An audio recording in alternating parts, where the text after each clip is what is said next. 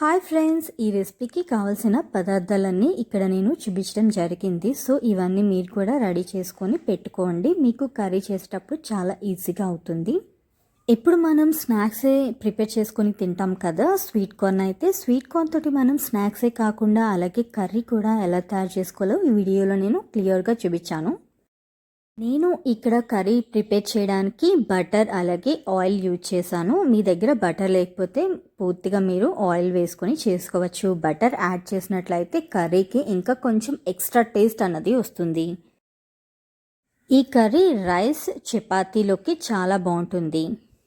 నా ఛానల్ కనుక నచ్చినట్లయితే సబ్స్క్రైబ్ చేసుకోవడం మాత్రం మర్చిపోకండి. వీడియోస్ చూస్తున్నారు కానీ సబ్స్క్రైబ్ చేసుకోవడం మాత్రం మర్చిపోతున్నారు. మీరు సబ్స్క్రైబ్ చేసుకుంటే నాకేంటంటే ఎంకరేజ్మెంట్గా ఉంటుంది. ఇంకా మరెన్నో రెసిపీస్ కూడా నేను కూడా చేయాలని నాకు కూడా ఇంట్రెస్ట్ వస్తుంది. ఇదండి ఇవాల్టి video. Thanks for watching my channel. Subscribe చేసుకోకుండా మాత్రం వెళ్ళకండి ప్లీజ్.